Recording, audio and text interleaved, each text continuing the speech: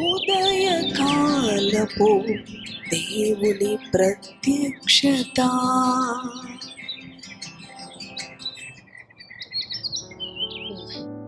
ప్రభునందు ప్రియ దేవుని బిడ్డలారా, ప్రభు నామమున మీ అందరికీ నా హృదయపూర్వక వందనాలు. ప్రభు యొక్క అత్యంత కృపను బట్టి మరి యొక్క నూతన దినము ఉదయకాలం దేవుని ప్రత్యక్షపు వాక్కు ద్వారా ప్రభు మనతో మాట్లాడుతూ ఉండగా మన పరిశుద్ధ గ్రంథాలను తెరిచి మరి 2వ రాజుల గ్రంథం 6వ అధ్యాయము 16వ వచనమును చదువుకుందాం.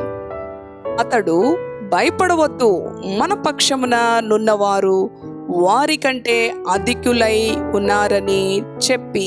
హల్లెలూయా. ప్రియ దేవుని బిడ్డలారా, ఈ ఉదయకాలం ప్రభు నీతో మాట్లాడుతూ ఉన్నాడు. భయపడవద్దు. ఒకవేళ ఏ పరిస్థితిని బట్టి ఉదయకాలం భయపడుతూ ఉన్నావు, మరి విశేషముగా దేశవ్యాప్తముగా కూడా ఎలక్షన్స్ జరుగుతూ ఉన్నాయి. మరి ఓటు వేయటానికి సిద్ధపడాలి. మరి ప్రభు మనకిచ్చిన మరి ఆధిక్యతను ప్రభు మహిమ కొరకు నిలబెట్టుకోవాలి. ప్రియ దేవుని బిడ్డలారా, దేవుని వాక్యం సెలవిస్తుంది కదా, నీవు సుఖముగాను నెమ్మదిగాను జీవించు నిమిత్తం రాజుల కొరకు అధికారుల కొరకు ప్రార్థించాలి. అటు రీతిగానే దేవుని సహాయాన్ని మనము కోరుకోవాలి. చదువుకున్న ఈ యొక్క వచనంలో భయపడవద్దు, మన పక్షమున నున్నవారు వారికంటే అధికులై ఉన్నవారు. మరి ఒక వచనం ఉంది కదా, ఈ లోకములో ఉన్నవాని కన్నా మీలో ఉన్నవాడు, నాలో ఉన్నవాడు గొప్పవాడు. అవును ప్రియ దేవుని బిడ్డలారా, పరిస్థితులను చూసి భయపడుతూ ఉన్నారా?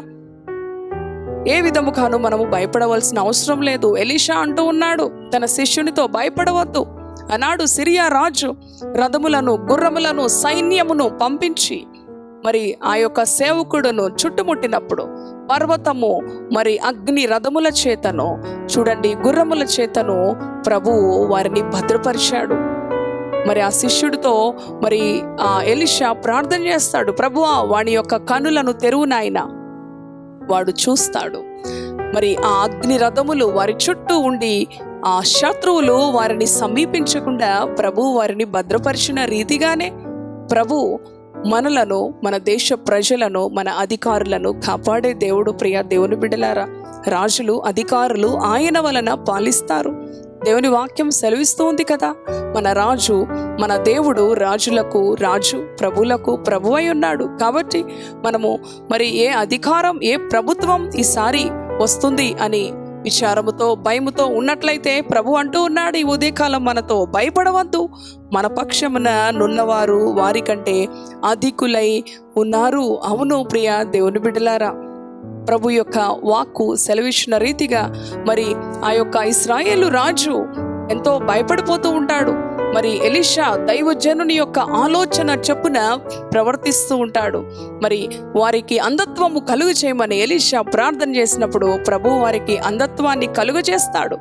వారిని తీసుకొని ఇశ్రాయేలు రాజు దగ్గరకు వెళ్ళినప్పుడు ఆ రాజు వారిని కొట్టెదనా అని చెప్పినప్పుడు ఎలీషా అంటూ ఉంటాడు, వారిని కొట్టవద్దు, వారికి శ్రేష్టమైన ఆహారము మరి వారికి భోజనము పెట్టి వారిని పంపించు అని చెప్పినప్పుడు చూడండి, ఒక దైవజనుని యొక్క సలహా ఆ ఇశ్రాయేలు రాజు మరి తూచా తప్పకుండా పాటించాడు, విధేయత చూపించాడు. విస్తారమైన భోజన పదార్థములను సిద్ధపరిచి ఆ శత్రువులైన ఆ సిరియా సైన్యమునకు మరి వారు ఎంతగానో మరి వారు మంచిగా వారిని ఆదరించినట్లు చూడండి. శత్రువు ఇంటికి వచ్చినప్పుడు మరి వారికి ఎంతో మంచి అవకాశం, ఎన్నో విధాలుగా వారిని కలవరపెడుతూ భయపెడుతూ బెదరకొడుతూ మరి ఎన్నో విధాలుగా ఉన్న ఆ అనుభవంలో మరి దైవజనుడు అంటూ ఉన్నాడు, ఆ శత్రువుకి భోజనం పెట్టి పంపించు. ఆ సమయంలో దేవుని యొక్క వాక్యం ఉంటుంది కదా, వాని ప్రవర్తనను బట్టి శత్రువులను సహా యెహోవాకు ప్రీతికరముగా మన ప్రవర్తన ఉన్నప్పుడు శత్రువులను మిత్రులుగా మార్చే దేవుడు. మనము ప్రభుత్వ అధికారులను బట్టి భయపడుతూ ఉన్నామా? ఆయన అంటున్నాడు, మన పక్షమున ఉన్నవారు అధికులై ఉన్నారు. అవును ప్రియ దేవుని బిడ్డలారా, అగ్ని రథముల చేత అగ్ని గుర్రముల చేత ఆయన ఆ బిడ్డలను భద్రపరిచినాడు. మరి ఆ ఎలీషా దగ్గర ఉన్న శిష్యుడు ఎంతగానో భయపడినప్పుడు శత్రు సమూహాన్ని దేవుని బిడ్డలను ముట్టకుండా కాపాడిన దేవుడు. ఇశ్రాయేలు రాజు కూడా దైవజనుని యొక్క మాటకు లోబడినప్పుడు ఆ శత్రువులకు భోజనం పెట్టి పంపించినప్పుడు వారి యొక్క హృదయము మారిపోయింది. వారి కఠిన హృదయాలు రాతి గుండెలను ప్రభువు మార్చివేశాడు.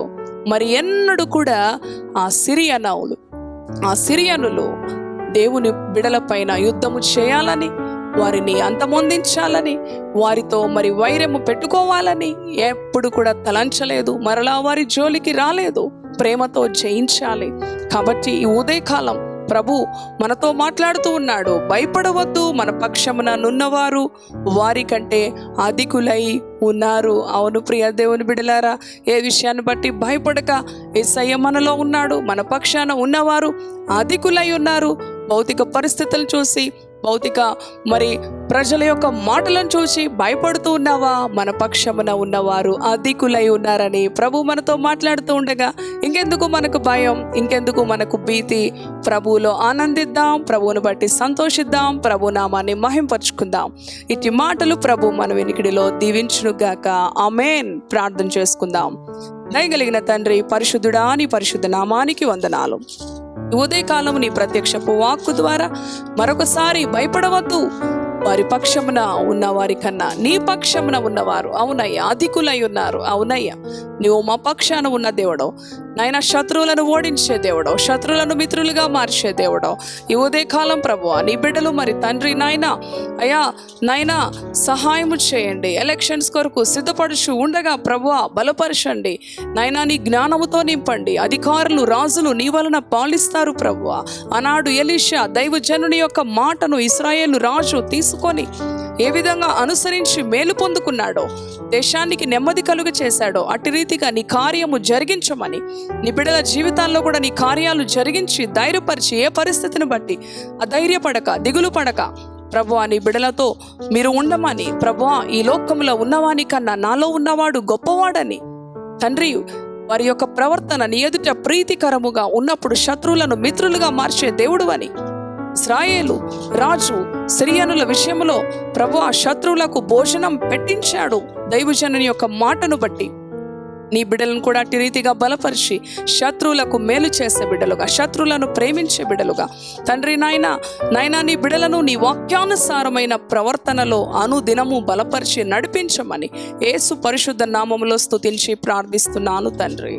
ఆమేన్. Amen. Praise the Lord. God bless you.